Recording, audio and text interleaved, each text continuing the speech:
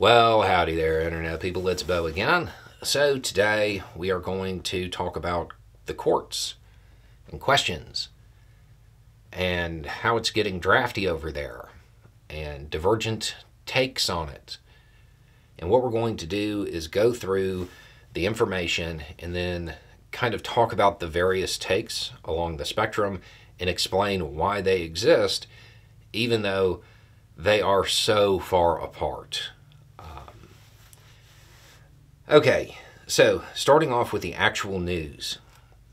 The Supreme Court in Israel, they basically said that the ultra-Orthodox can't be exempted from military service. Short version, citing their version of the U.S. Equal Protection Clause. Same basic premise. So, this has led to takes ranging from this is really going to help Netanyahu's effort in Gaza to this is going to bring down Netanyahu's government. Pretty different interpretations of it, right? Okay. So, as far as it helping, the idea is that there will be more troops. Therefore, it will help his efforts. Let's be clear on something. The ultra-Orthodox, they don't want to fight. Not that they can't, but they don't want to. They've had this exemption or a similar exemption for, I actually think, since the beginning. So, even if this was to be pursued, and they were to be brought into military service, they don't want to be there. Then you have to add the time for training. And even once they get through training, they don't want to be there. I do not foresee this as something that is going to be a game changer as far as helping Netanyahu's efforts. That seems incredibly unlikely. It doesn't seem like it's in the cards. These are not people that are going to abandon their beliefs. To put this into a U.S. perspective in the South, these are people as devout as those who pick up snakes. I don't see a little bit of indoctrination changing that. Okay, so to the other end of it. How on earth would it bring down Netanyahu's government? They have a multi-party system. I think there's 15-ish.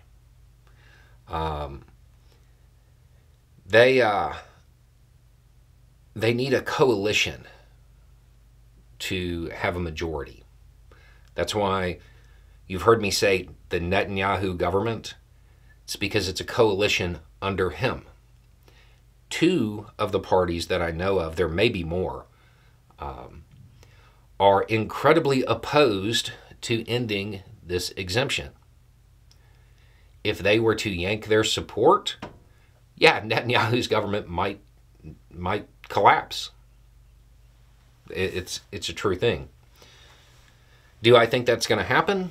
Probably not. But it's worth noting that internal domestic politics over there, not my strong suit. I don't think it will, but that's not something that I would stand there and argue. If somebody knows more about it than me, I would kind of defer to them. But my guess is politicians are politicians all over the world. Doesn't really change much. So they probably won't yank their support and therefore lose power.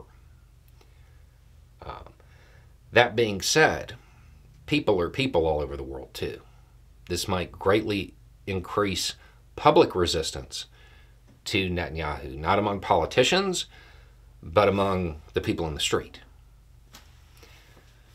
Okay, what do I think is going to happen? Not much. My guess is that Netanyahu is going to pull a, well, the court made their order, let's see them enforce it, and just kind of ignore the rule of law on this one. I don't think anybody watching this channel is under the impression that Netanyahu is very much law and order.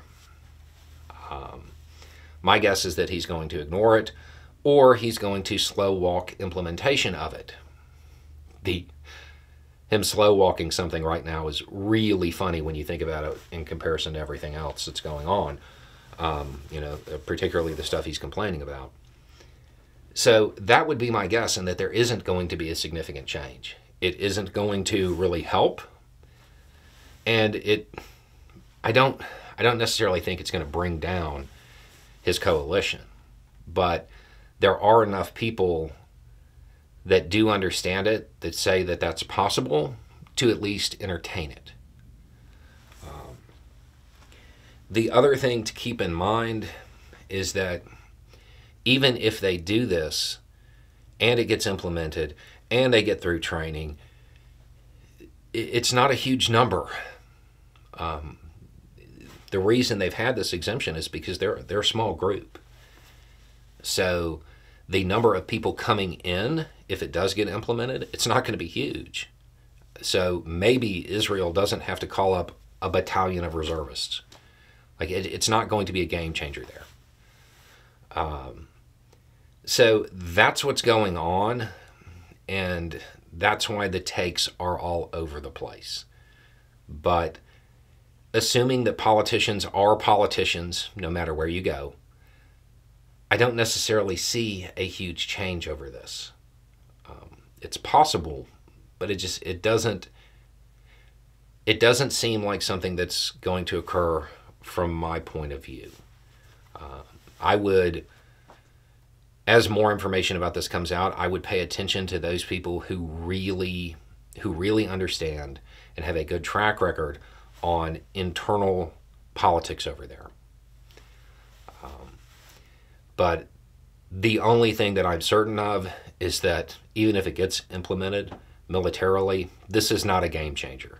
This is not going to greatly bolster Netanyahu's forces. It's just the numbers aren't there. The initiative, the desire to be involved isn't there. It's just not. It's not going to be a game changer.